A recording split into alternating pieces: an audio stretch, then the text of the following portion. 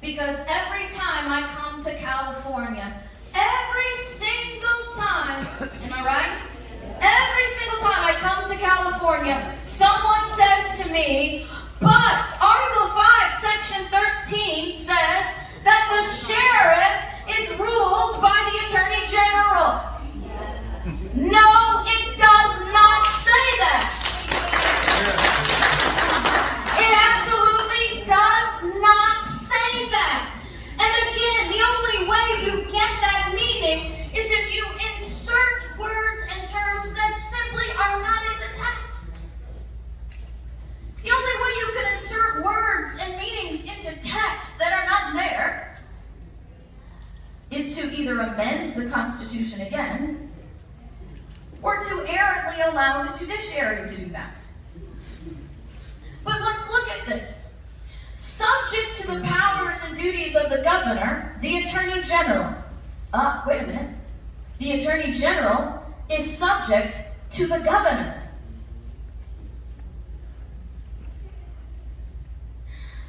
Shall be the chief law officer of the state. It shall be the duty of the Attorney General to see that the laws of the state are uniformly and adequately enforced.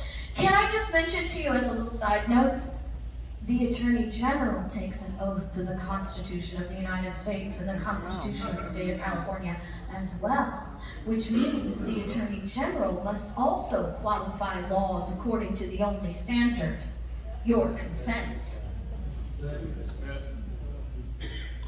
It says here, the Attorney General shall have direct supervision over every district attorney and sheriff. The Attorney General is a supervisor of the DA and the sheriff. And then it specifically identifies the duties of the supervisor. In all matters pertaining to the duties of their respective offices and may require, you ready? Any of the said officers to make reports concerning investigations, detection, prosecution, and punishment of crime in their respective jurisdictions as to the Attorney General may seem advisable. The supervisory power of the Attorney General over the sheriff is specifically listed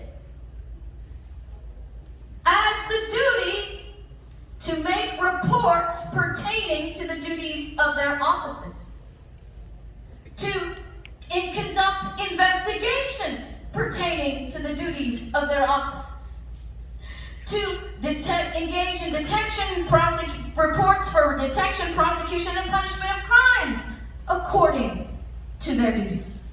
It does not say that the sheriff is subject to the Attorney General in making arrests, just in making reports.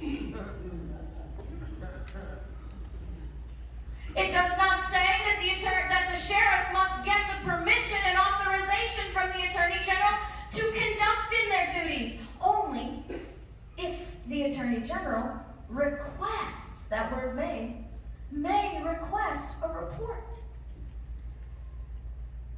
You see, there is a very important principle about constitutions, and it's been the principle of constitutions in America since our founding.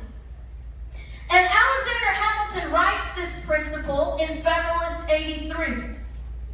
He says an affirmative grant of special powers would be absurd as well as useless if a general authority was intended.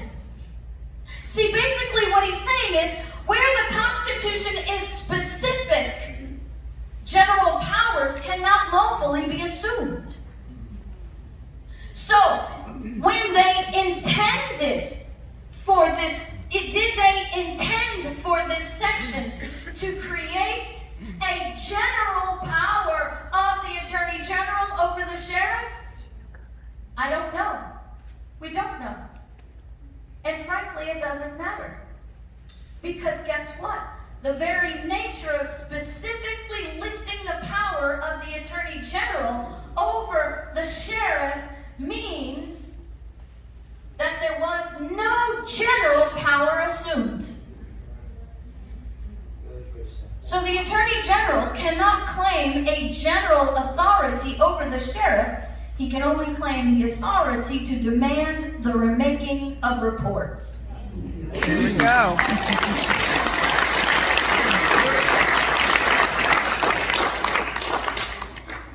So, you guys can help me put this to rest here in the state of California.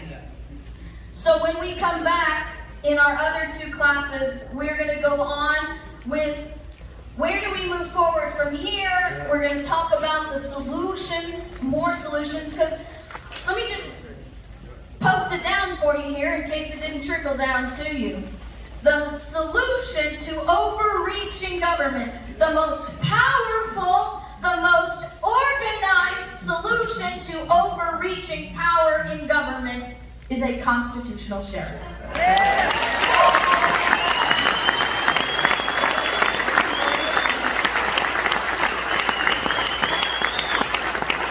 So, if you will give me, everything that I've taught you in here so far is in this book that I have out there called Sovereign Duty. It's also all available in multiple courses at libertyfirstsociety.com. Jack, do I have a minute to show them? Okay, he says, yes I do.